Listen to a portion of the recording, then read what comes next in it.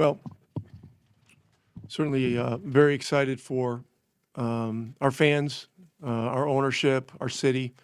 Um, you know, winning a closeout game on the road is extremely difficult.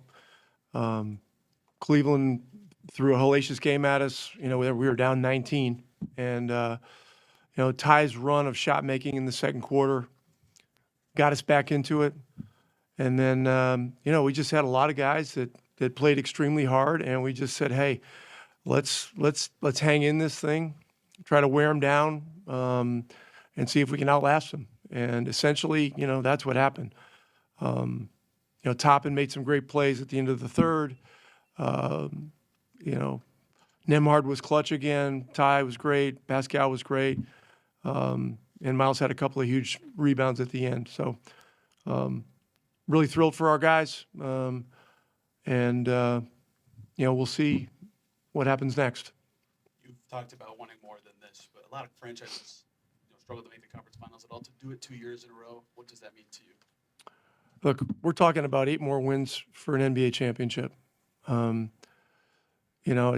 league is wide open this year. I mean, there are a lot of great teams, but it's wide open, and we've just got to keep believing. We got a great group of guys who have committed to one another, and we have a formula that works for us when we really are steadfast about sticking with it, and we play an efficient, clean game. And so, we got some time to rest up a little bit, and we'll see whether it's New York or Boston.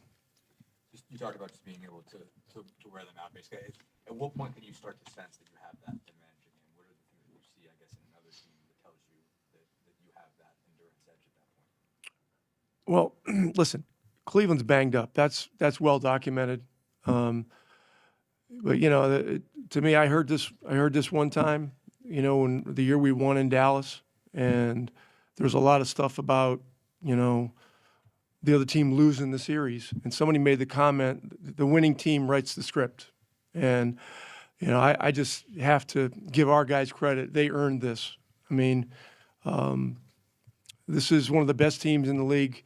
Injuries, dings or no dings, and they had a great year. And I'm sorry that their season had to end like this in a way. Kenny did an amazing job. Their guys, they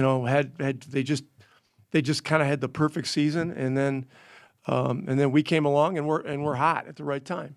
So, but as far as the wear down thing goes, we need to be persistent.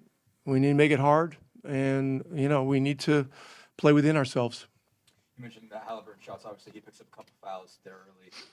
He has to come out, got to shake up the rotations a little bit. Just what do you feel like you guys did well to hang in there? What do you think he did well to hang in there at that point? He's got to kind of shake up his rhythm a little bit from usual and get back in there at different times. Yeah, there are unusual things that happen in a series, and particularly in elimination games.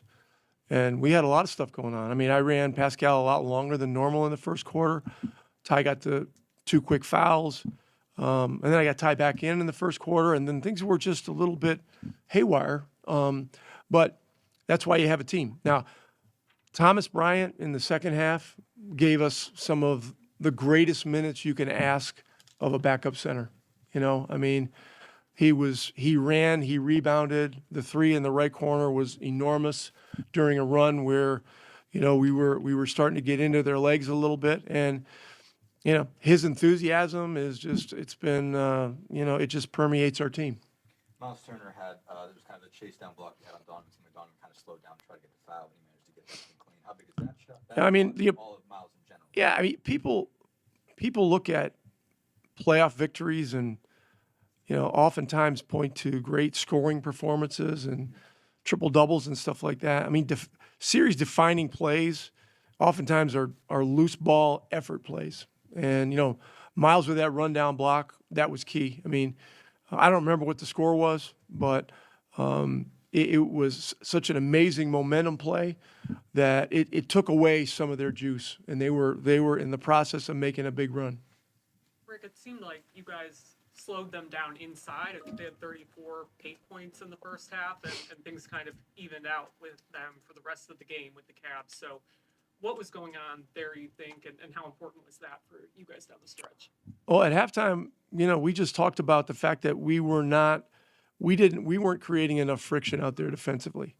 We were taking bodies off of bodies. There was too much space, too many angles, and they were getting what they wanted, And so, at the point of attack, we started meeting them sooner, and regaining some leverage that we needed, and we survived it. But I mean, this crowd is off the hook. It's just. And at the beginning of the game, they turned the decibels up. I've been in here enough times. I know when they're turning that thing up a little bit, and this place was lit. So this was a tough environment, but our guys used the noise and the commotion to narrow their focus, and that's what you got to do in these big moments and these big games. Garland had that one drive where the Red Sea kind of parted, and you called the timeout less than a minute into the quarter. What were you trying to clean up there? Well, they had scored once, and then, we came out of halftime, and we blew a play that we had called. We didn't execute.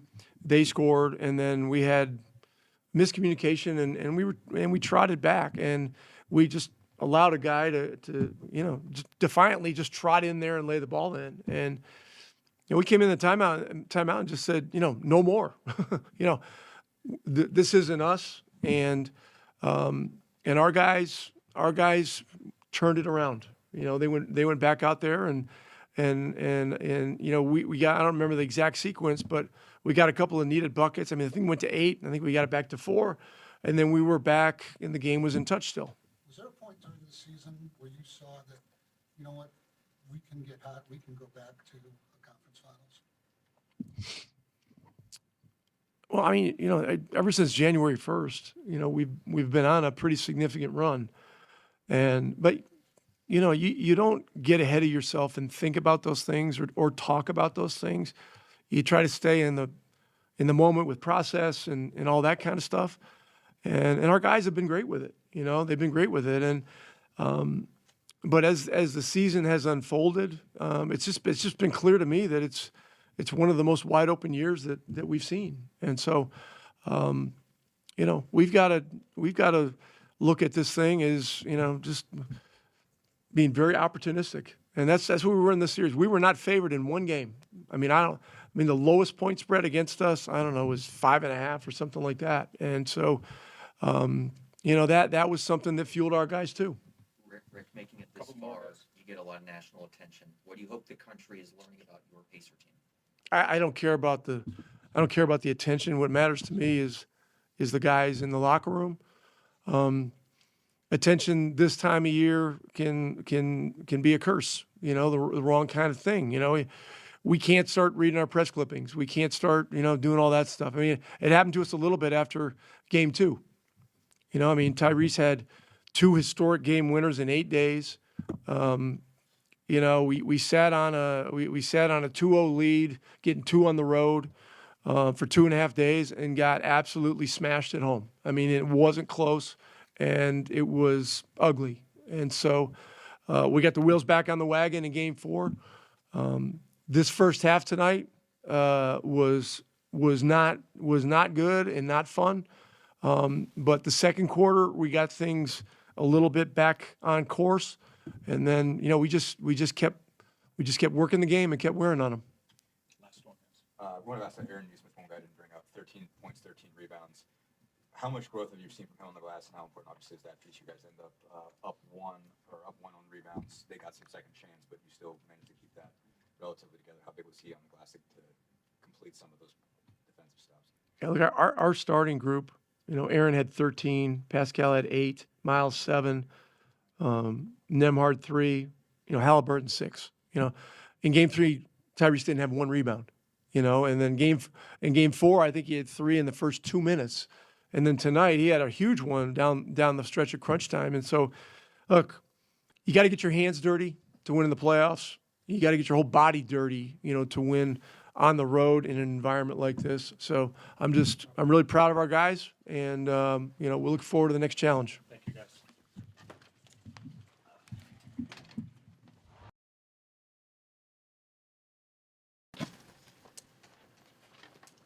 Your second year in a row, you guys have done this. Does it still feel the same as last year? Is it exciting? Is it less exciting because you've done it before? How are you feeling going into another conference finals? Just as excited, super excited about the opportunity ahead. Last year was more new for us, so we're all kind of just excited and maybe too complacent to be here. I think now we want to push the limit and see what we can do with it. The answer might just be that expectations, but what lessons did you guys learn last year and that stage to take to this year? In the conference finals, I think the biggest problem we had last year was closing out games, and I think with our connectivity and being together for another year, we've gotten better at doing that this year, and I think we'll try to look to do that in the next series going forward. Down 19 in the second quarter today. What do you feel like you guys changed or summoned to come back and win this one? Yeah, I think we flipped the script in terms of getting into the paint. Our offense was better movement, led to better shots for us, and then we also, once we made those shots, we could pick up and play them full court, and we just made them play our tempo at that point. And Ty was huge. He hit some big shots in that second quarter.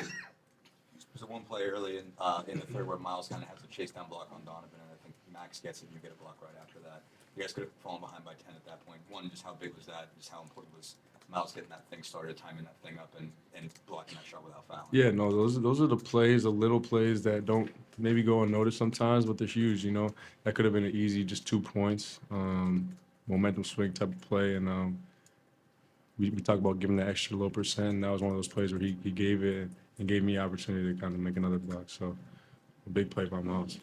You guys have talked a lot about wear down effect, and it seemed like that certainly made a difference tonight. I guess at what points do you start to see that come into play for you guys? At what point can you kind of tell that endurance is playing in your favor? Yeah, I'm not sure how you could tell, but I think it's a slow progression. I think throughout game to game, as the game gets into the fourth quarter, it's tough. We play physical, we play fast. We have a lot of depth, so I don't know if we see it in them. We just feel it. I don't want to say that, but I feel it. You obviously had some big shots in the fourth quarter, a couple of threes in that three-point play after Donovan hits the three to get it back.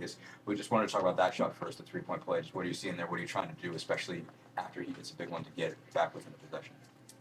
I'm not sure what the score was at the point of the time. I mean, it was just trying to score the ball. They were denying Ty.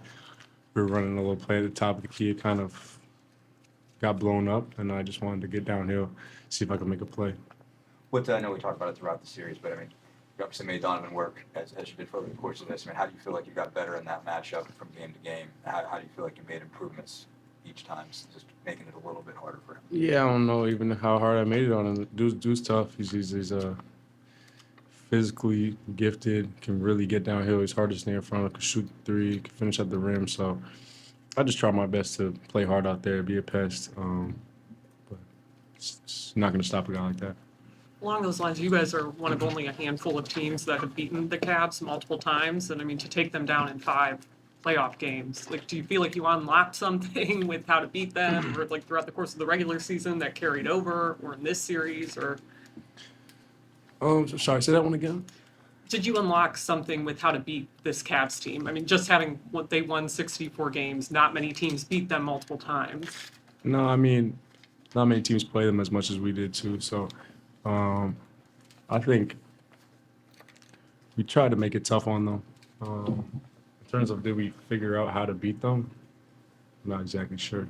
We beat them in this 7-game series in this 2-week span. But yeah. Thanks, guys. It'll be Pascal and Ty together, so they're on. Damn. 39 minutes? That's the first time ever, huh? That might be the first time ever. What? 39 minutes? I have more free time than you first time in life. No, I never shoot free throws. Here we go. Ty, you said before that this playoff run feels different because last year you guys, it was like your first time. This time you're expected to be here. How does that make this win feel different to you? Yeah, man, it's a special feeling, to be honest with you. I'm not gonna sit here and talk like I got so many years of experience. You know, I'm in my 5th year, but something I've learned from my vets and just being in the NBA for enough time is to not take winning for granted. and this is a special time, back-to-back Eastern Conference Finals. We're not done. We still got, a ways to go, but it's a special feeling, man. And, watching the lottery last night, I remember being our representative at the lottery a couple of years ago and not wanting to, to go back. So it's special, man. This group is special. This has been built by many different, moves, and adding P has, been huge for us, and we just kind of went from there. But yeah, man, I don't take this for granted. It's a lot of fun, and winning is fun. So, we just want to continue to do what we're doing and just take this a day at a time. Enjoy this one tonight, but, be ready for whoever's next. You guys hadn't had a 30-point score the whole postseason until you today. What does that say about your team and, of course, the night you just had? Yeah, just a balanced effort, man. We're different than every other team in the NBA. We don't just have one guy who scores all the points, or, I think we defeat teams in different ways. We move the ball. The ball is flying. We got a lot of different guys making shots, making plays. We've preached our depth all, for the last couple of years, and, it's paying off now. So, I had a great game, but, I think a big part of that was guys were finding me, putting me in the right spots. And, we didn't panic after that rough start to the first quarter. We knew they were going to throw a punch. We talked about that. We knew that they were going to, throw a haymaker there, but I thought we weathered the storm the right way and got going from there. So really proud of our effort and, proud of this group. Pascal, just a minute ago, Rick was talking about that it is, the championship window is potentially there. You need 8 more wins. You've won one before. What makes you believe this team can do it? Well, first of all, do I count as one of your vets? Ooh. Yeah, sure. I appreciate that. But no, I think for me, I like you said, like, you can't take it for granted. Like I've always told this story. It's like once I got to in 2019, we got there, and I was like, I was in my 3rd year in the league, and I just felt like automatically, like, I'm gonna be right back. Like we're gonna do this again. Obviously, we had that year after that where we did well. We went to the conference final or something like that. But after that, it was rough. So you can never take it for granted. And for me, it's just like we have a great opportunity. Last year, like, we literally where we was at last year. And when we got in the summer, we talked about getting better. Like, this is the opportunity now to get better. Show that we took a step. And that's the mentality that we have going into the next games is. We have a real opportunity, and we can't take it for granted. I can't stress it enough. Ty, you've used the word wear down effect a lot to explain this team. How much does that explain tonight? I guess the trajectory, the way this game went. I mean, how much does the way you guys were able to come back, erase a 19-point lead like you did? How much does that explain by wear down effect? Yeah, I mean, just picking up full court, amping up our pressure.